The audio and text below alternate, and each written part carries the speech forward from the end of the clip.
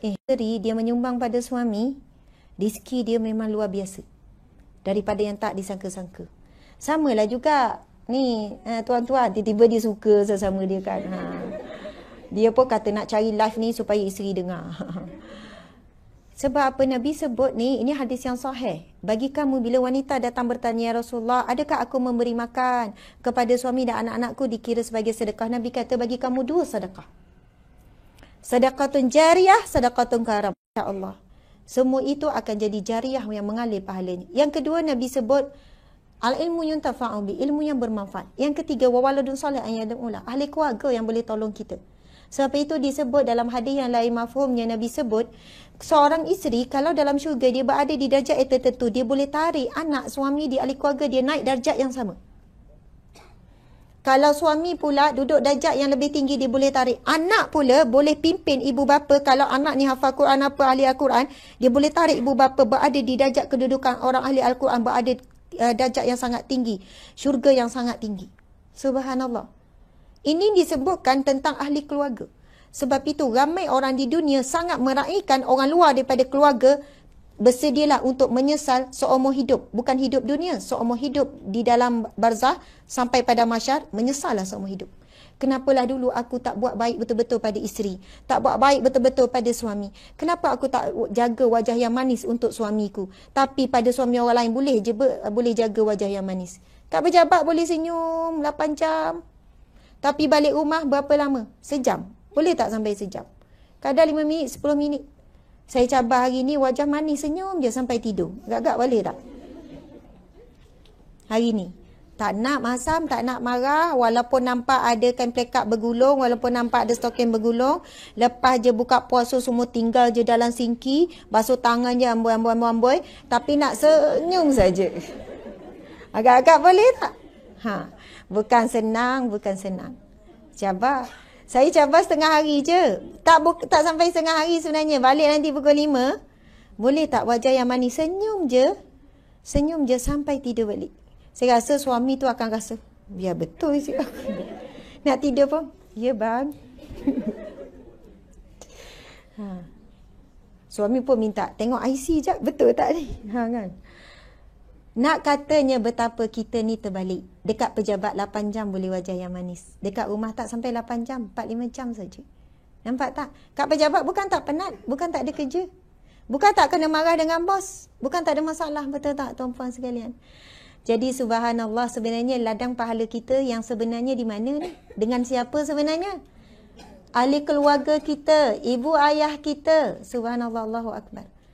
Saya rasa masa macam dah habis je kan? Pukul apa sekarang? Sedang dah pukul 11 ya. Saya kalau boleh memang nak lebih sampai malam pun.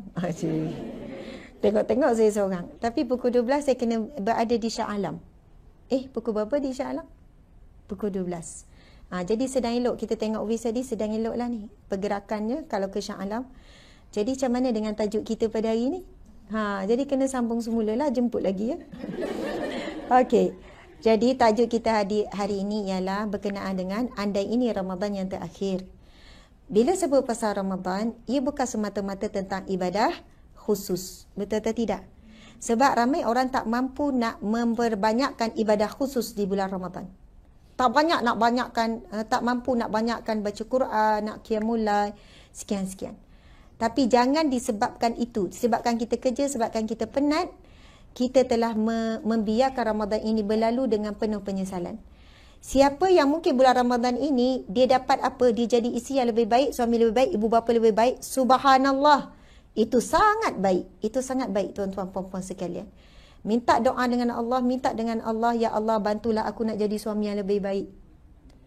Allah dah katakan bulan Ramadan ini dibuka pintu-pintu doa. Waktu semua mustajab. Ceramah ni, tentang ni semua orang dah tahu. Rasul kata 3 golongan yang takkan ditolak doanya. Siapa? Pemimpin yang adil. Yang kedua orang yang dizalimi. Yang ketiga orang yang berpuasa start daripada buka sahur sampai buka puasa. Dan pada waktu malam pula, bermula daripada buka puasa tu sampailah esok tu, ya Allah waktunya mustajab doa. Masya Allah, maksudnya 24 jam mustajab doa ni. Waktu buka puasa, waktu tak ditolak doa. Waktu sahur, Nabi bersabda lagi, orang tanya, ya Rasulullah, bilakah waktunya Allah sangat perhatikan doa hambanya? kemudian Nabi sebut waktu sahur dan juga waktu selepas solat. Tuan-tuan, puan-puan kita minta, ya Allah jadikanlah aku isteri yang baik, ibu yang baik ya Allah, anak yang baik ya Allah. Allah akan makbul tak? Yakin Allah akan makbul. Apa yang akan berlaku bukan automatik pun jadi baik. Tetapi antaranya Allah bagi kita izin dengar ilmu tentang parenting sikit hari ni. Sebab ini mungkin pernah kita minta dengan Allah. Ataupun kita tak minta indirectly. Kita tak minta directly. Tapi kita pernah solat. Tapi imam tu doa supaya kita jadi bapa yang baik. Akhirnya Allah akan lorongkan hasil daripada doa kita. Allah lorongkan kita akan jumpa orang yang tepat. Majlis ilmu yang tepat. Ilmu yang tepat. Kita berada di tempat yang tepat. Untuk kita dengar sesuatu. Untuk kita jadi lebih baik. Subhanallah. Itu tanda-tanda orang yang bila Allah nak beri dia kebaikan, ataupun kita nak tahu, ada orang tanya, Ustazah, macam mana saya nak tahu doa saya ni dia makbulkan Allah tidak? Saya minta syurga Allah, macam mana nak tahu doa minta syurga ni makbul ke tidak ni? Apabila Allah melorongkan kita berkawan dengan orang-orang yang semakin baik, bukan kata suruh putus kawan dengan orang yang tak baik ni, tak. Lepas tu kita ni tengok ada perubahan pada pakaian kita, ada perubahan pada akhlak kita. Lepas tu kita dah suka majlis ilmu, dah sekian-sekian. Itu ciri-ciri tanda-tanda Allah makbulkan, insya-Allah dia jadi ahli syurga. Tapi kalau kehidupannya tak berubah, dia pun tak nak berubah. Na'udzubillahi min zalik. Jadi apabila kita dah ditemukan Allah pada pagi ini juga doa-doa kita. Jadi kita buat muhasabah tentang keibubapaan, tentang parenting, tentang isteri, tentang suami, tuan-tuan, puan-puan sekalian. Sebab apa? InsyaAllah inilah yang kita akan fokus juga antaranya di bulan Ramadan untuk menjadi manusia yang lebih baik kepada manusia yang terdekat dengan kita, insyaAllah. Tuan-tuan, puan-puan sekalian, saya mohon maaf salah dan silap. Mungkin ada terkasar bahasa dan sebagainya. Saya ucap terima kasih kepada semua. InsyaAllah mudah-mudahan Ramadan ini kita dapat jaminan apa sebagaimana hadis Nabi SAW. Nabi bersabda, "Iza jaa Ramadan futihat abwabul jannah." Akan dibuka pintu syurga. Allah sedang menambah, Allah sedang menuliskan. Allah memilih di kalangan hamba-hambanya untuk dimasukkan ke dalam syurga. Ibarat bulan ni, tuan-tuan puan-puan sekalian, ibaratnya Allah nak sangat kita ni dimasukkan ke dalam syurganya. Sampai Allah buka seluasnya pintu syurga.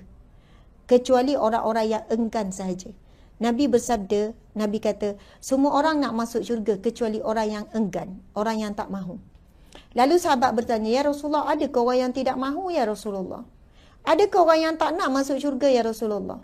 Lalu Rasulullah pun berkata, ada. Iaitu mereka yang tidak mentaati perintah Allah dan yang melakukan larangan Allah. Nabi jawab macam tu. Jadi, jangan kita salahkan Allah ataupun salahkan Nabi Muhammad ataupun salahkan mak ayah ataupun salah siapa. Kalau kita gagal menempuh jalan ke syurga Allah. Sebab Nabi kata, semua orang masuk syurga kecuali orang yang tak mahu. Jadi, tak mahu tu bukan kerana pilihan daripada Allah. Tapi tak mahu tu kerana kita yang tidak mahu mengikut jalan-jalan kebaikan. Kita yang diberi pilihan, nak taat tak semua perintah Allah, nak tinggal tak semua larangan Allah. Jadi kepada para wanita terutamanya, saya berpesan untuk saat-saat akhir ni. Nanti bila Hari Raya Aidil Fitri membawa maksud, Aidil Fitri membawa maksud kembali kepada fitrah. Suci bersih daripada dosa selepas Ramadan. Tolong kita, janganlah kita buat dosa pada 1 Syawal. Tolonglah kita para wanita sekalian, carilah baju raya yang menutup aurat mengikut syariat. Janganlah pakai ketat mengikut badan. Labuhkanlah tudung sekadar menutup dada. Bukan suruh labuh sungguh-sungguh, tak. Sekadar menutup dada, bahagian depan, tepi dan sebagainya. Kemudian jagalah pergaulan. Bukan semua orang yang kita boleh salam, boleh kita buat bergurau, boleh kita buat lawak dan sebagainya. Jaga batasan pergaulan, betul kan? Kemudian 1 Syawal, cabaran utama kita nak solat di awal waktu. Cabaran utama kita juga 1 Syawal adalah apa dia? Kita nak baca Al-Quran. Ramai orang tinggalkan semua sebaik 1 Syawal. Betul atau tidak? Cabaran utama sebab nafsu kita masa itulah kita nak yang terbaik. Kita yang nak tercantik. Selamatkanlah hati kita. Bulan Ramadan kita jaga hati kita daripada penyakit. Tapi ramai mana 1 Syawal mulalah ribah secara besar-besaran. Sebab apa? Jumpa ipar-ipar, jumpa adik-beradik, ngumpat ipar. Jumpa kawan-kawan lama, ngumpat kawan-kawan yang tak datang. Subhanallah, betul tak ni? Cabaran yang sangat hebat, peringatan dari ikhlas daripada saya untuk diri saya juga. Orang lelaki anda lebih berat. Macam mana anda nak pastikan anak perempuan anda, isteri anda berpakaian menutup aurat di bulan Syawal nanti? Bagaimana anda nak jadi lelaki sebenar, suami yang sebenar, nak jaga batasan pergaulan. Kadang salam semua orang atas dasar satu hari raya nak minta maaf. Betul tak? Subhanallah. Caranya sebenarnya dah boleh buat daripada sekarang. Cari tazkirah yang tentang batasan bersalam sekarang. Bukan esok hari raya. Bukan hari raya baru cakap, tak boleh salam. Orang tu akan kecil hati. Tapi share sekarang ni. Dalam grup family dan sebagainya. Saya ni nak berkongsi, nanti kita dah tak buat lah raya ya. Salam dengan ipar-ipar dan sebagainya. Aurat sama dengan ipar-ipar dan sebagainya. Allahu Akbar. Sebab apa? Nak mengetahui sama ada Ramadan kita diterima atau tidak oleh Allah. Diterima tak syurga? Maksudnya kita mintakan syurga Allah dan juga itu kominanar, perbiasaan api neraka. Nak tahu diterima atau tidak doa kita, tengok satu Syawal tu. Kalau satu Syawal buat maksiat, na'udzubillah, kita tergolong di kalangan apa? Hadis Nabi SAW. Kam min sa'imin, betapa ramai orang berpuasa.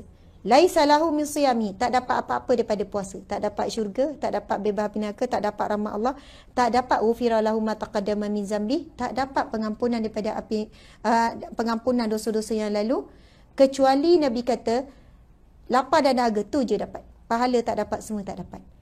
Kita nak tahu macam mana satu Syawal kita, dua Syawal seterusnya. Kalau kita jadi hamba Allah yang lebih baik, insya-Allah itu petanda Ramadan kita diterima oleh Allah Subhanahu Wa Taala. Sekian, terima kasih daripada saya. Wabillahi taufiq wal hidayah. Assalamualaikum warahmatullahi wabarakatuh.